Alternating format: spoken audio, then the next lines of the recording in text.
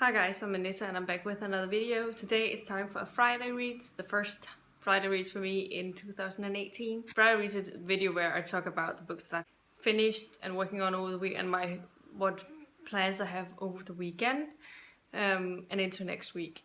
So yeah, first of all, I finished 3 books since the beginning of January. The first one of those was Rage by Stephen King, or Richard Bachman. This is one of his first novel writing under the pseudonym name. This book is about this boy called Charlie who's had a bit of a rough childhood, and one day he's had enough and he decides to more or less take his classmates hostage, but to try and get some points across in front of the teachers and saying that everything's not okay and sort of that thing. So it's a book that's been banned in a lot of states around the US at some, I don't know if they're still banned, but because of the school shooting thing, that, yeah. Personally, I didn't really connect with the story too much. It was okay, it was still, I could tell that it was Stephen King sort of who was writing, even though the structure was a little different than his usual Stephen King novels. You could still tell it was Stephen King creating the characters, because they're flawed in a way that, yeah, is quite usual when it comes to Stephen King. And Charlie, although I felt his pain at times, he was just still not a likable character to follow, and it was okay. It was not a bad read, but it was not a great read either, so I ended up giving this a 3 out of 5 stars. The next book that I finished this week, or last weekend, was Karela by Ashley something, I think that was her name, but I don't remember her surname.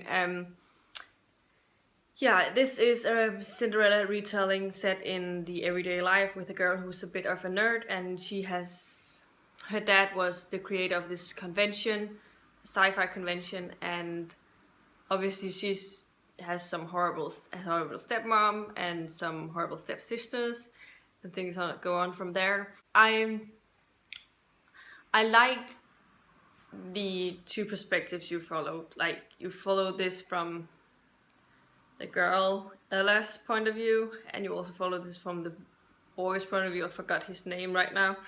And I thought that was cool that they switched back and forth, and the narration of the audio was great as well in that sense, because they were dual narration, so every time it was the male point of view, it was a male narrator, and every time it was Ella's point of view, it was the female narrator, and so that worked really well.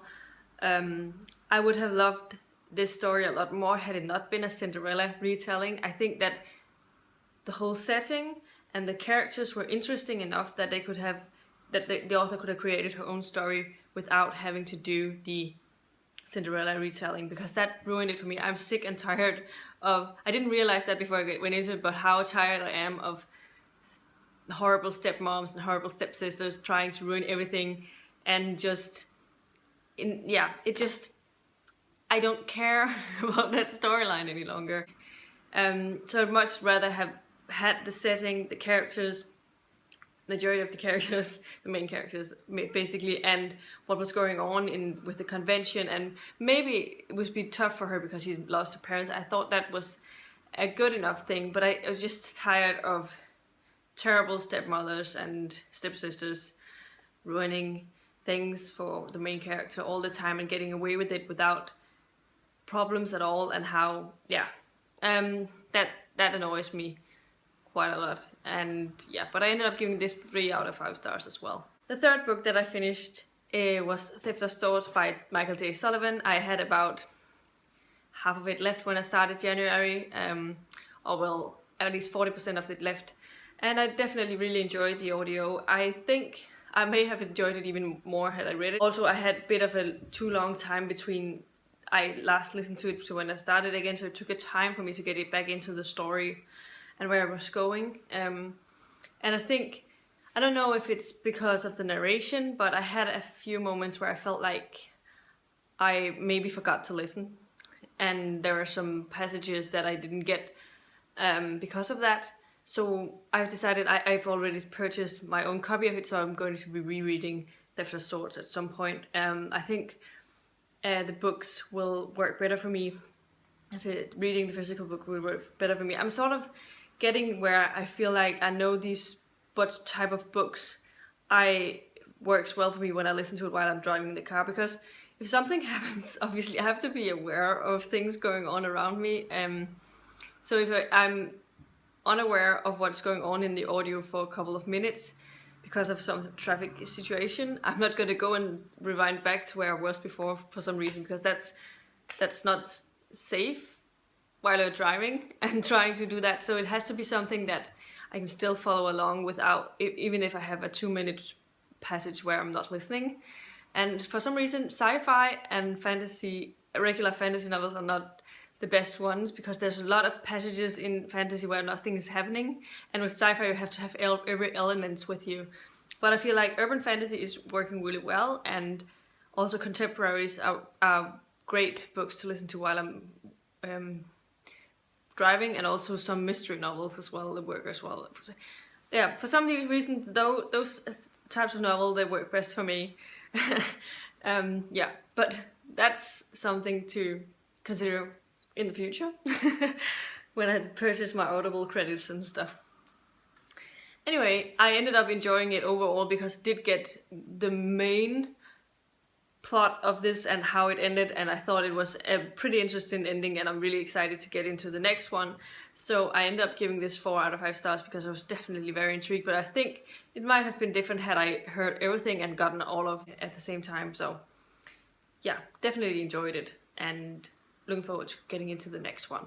Right now I'm working on 3 different books, so let's start out with the first one. The first one I'm working on is The Hate You Give by Angie Thomas. This is obviously a very popular book, and I definitely already understand the hype about it because it's really a great book. I'm on page 192, so about 200 pages in, and the things that Star has gone through already is just heartbreaking and difficult to understand coming from my background, especially from Danish backgrounds, because I'm almost certain that had this happened in Denmark, no people would have been shot at all. Because in Denmark, the police, people working with the police force, they can go a whole career without ever firing their guns at all, because we have rules and rights that says that you're not allowed to aim to kill unless you're explicitly in danger, and you have to really be in danger if you do that. So very, very rarely do the police actually shoot their weapons. Also because we don't have guns in Denmark unless you're a hunter. We're very, very strict gun control laws. So that definitely also changes things a little bit. Well, that's a whole other topic, but it's definitely a tough book in many ways, and a book that is important because of the topic and because of what is going on in America. And yeah, I'm definitely very intrigued to see what's gonna end up happening to Star and her family and all of them around her, and if that said cop is ever going to be trialed at all. Yeah, but definitely an interesting book. Another book that I am also reading is Guards by Terry Pratchett, book 8 in the Discworld series, and this is also the first one in the sub-series that's called the Ankh-Morpork City Watch. And I'm definitely enjoying this a whole lot already. There's so many humorous moments already, and I really like Carrot, one of the characters in this one, and there was a specific scene that really had me giggle out loud for some reason. That was a moment where Carrot had to guess, because the librarian in Ankh-Morpork University is a monkey, or well, an ape. Actually, you're not allowed to call him a monkey, but anyway, is an ape. And so obviously he can't speak. The only thing he can say is "ook," and and then there's a moment where he has to let Carrot know that there's a book that's been stolen from the library, and just the way that Carrot figures out which book has actually been stolen, it just made me laugh so much. Just seeing the thing and the way he found out, and yeah, that was kind of fun. I don't know, it's not even the funniest thing, but that really got me laughing, and for some reason it was fun. Anyway, definitely enjoying that, and I think I might finish this over the weekend, maybe, I'm not sure. I'm about a little over halfway with it, so I figure I might finish it, but I have quite a few plans over the weekend, but definitely enjoying it. Then I'm also listening to a new audio. I'm listening to Crimson Frostbite, Jennifer Estep. This is book 4 in the Mythos Academy, and I'm really enjoying being back in this world. This is one of the audios that I'm really like, that just clicks with me and driving, because the narrator is good, and they have a very, their voice when they're speaking is more sharp. I don't know if that's what happens, but if there's the narrator, it has a too soft of a voice, I have a tendency to stop listening. But if it's like sharp like her voice is, can't stop but listening to it. So it's, yeah, so that sort of narration style is something that really works for me. Definitely, I'm enjoying it. It's nice to be back in this world. I'm having I don't know how far I'm into it, I forgot to check that, but I figure I'm about a few hours into it, 2-3 hours maybe. This series is about this girl called Gwen, who is a gypsy. She's one of the only gypsies in this world. All of the other people on Mythos Academy are Spartans, Amazons, or Valkyries, or other sort of people from different mythologies in both Greek, Roman, Celtic, and Norse mythology. They're all mixed in at this Mythos Academy, and all of them, they go together. They're trying to learn how to fight these Reapers of Chaos, whose purpose is to try and free Loki from his imprisonment. So obviously that's not something anyone would want, because it will wreak havoc and start Ragnarok, and obviously that's not something anyone would want. And so that's what they're training to be warriors, if that ever happens, so that they can fight and stand against Loki and his Reapers of Chaos. Anyway, so I can't say much about the plot of this specific one, except that Gwen has been accused of having done something that she hasn't done, but so she's going to have a trial and all of that, and how everyone else looks at her after everyone thinks that she's the one who's done it.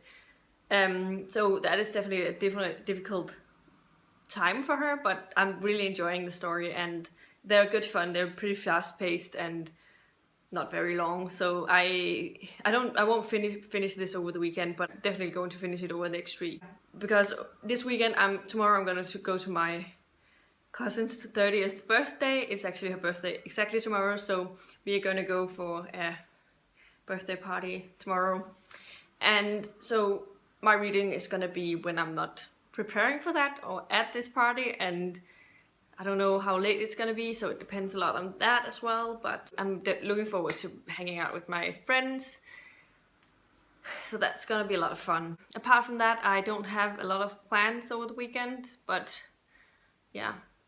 I'm hoping I'll finish The Hate You Give over the weekend, and maybe I'll finish Guards, and then I don't know exactly which books I'm going to be picking up. I might go and read some short stories.